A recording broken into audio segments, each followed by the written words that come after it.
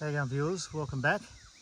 So we're just waiting for our bread to rise, and I thought I'd give you a quick look at the campground as she currently stands. So this is Saturday morning, so not too many people came in overnight. A few people even packing up, so pretty good. So I thought what I'd do now is give you a quick run around the rig.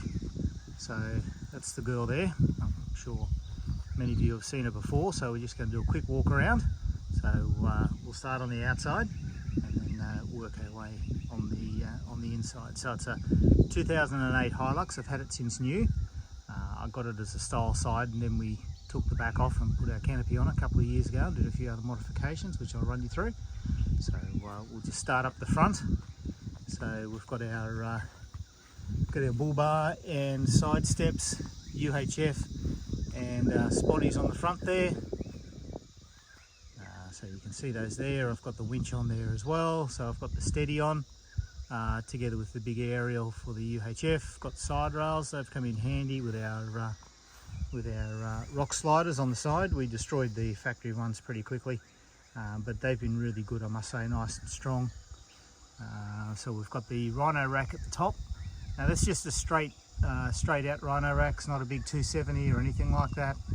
But we find with our needs it's more than capable just to give us that bit of extra sunlight. And when we go camping, and we've got a little extension we can put on it so that we can sleep under the swag if we want to. Yeah, it's been a great awning for us, so we're more than happy with that. So move toward the back. Obviously we've got the drop down fridge with the little table there from Dunn & Watson. Great little table there. I'd actually come up with that idea. I think Harrison might have ended up getting one as well, but yeah, great little step, little shelf there. So just walking our way around. Obviously I've got the 12 volt system in the back, 2000 watt inverter. I'll just quickly show you that. DC to DC charger, a couple of 240 plugs as well, Andersons, all the usual setup. And off that we run a 200 amp hour lithium battery. Yeah, really good setup. Very happy with it. It's a real not have to think about sort of setup, so that's great. We use tubs in the back of ours. I know people use drawers and other bits and pieces, but we find tubs is good, and we leave those in when we go camping, so we can just get to whatever we need. That just works for us. Obviously got some tie down points there. We've got the usual lighting inside, which works really well. Little drawer space there. We've got the rear of the ute here, again with the door.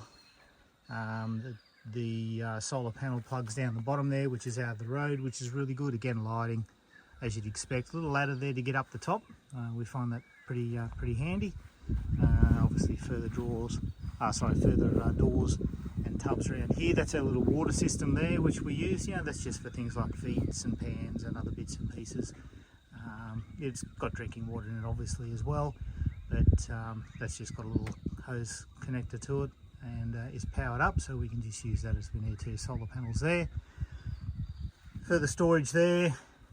Again, we've got the rhino rack on top, and the rhino rack together with the rhino bars at the back there gives us a nice flat platform. So we've got the max tracks up the top, but you know, that's where we carry our tent and our swag mattresses when we're out and about. Snorkel obviously, as you'd expect, and then back around the front. But we've got the second battery under the front. It runs the winch. That just keeps the winch off the main battery. We've got diff breathers, but apart from that, it's pretty well standard. We've got the big 154 litre tank. We've got suspension lift on it. We've got the 3-inch exhaust. A few other little bits and pieces like that. So she goes really well. Inside it's fairly stock, UHF as you'd expect. We've got the aftermarket info system up there. That's got the HEMA maps on it. I've got that's only a new scan gauge. Anyone with aftermarket tanks will appreciate that any of the onboard computing as to fuel usage and distance to empty doesn't work.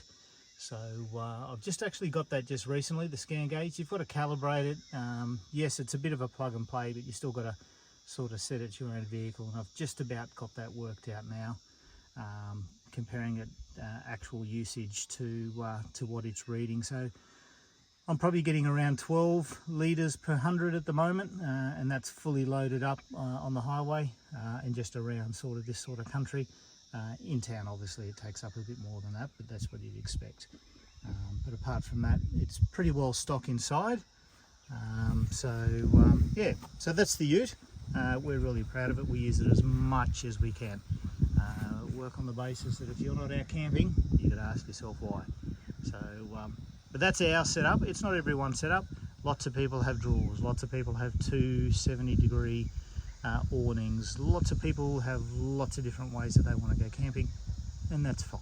It's just a matter of working out what's best for you. This is what's best for us, and that's why we use it. So, okay, we'll check back in once we've had our given our bread a bit of time to rise, just to see how that's gone, and we'll see you then. Cheers.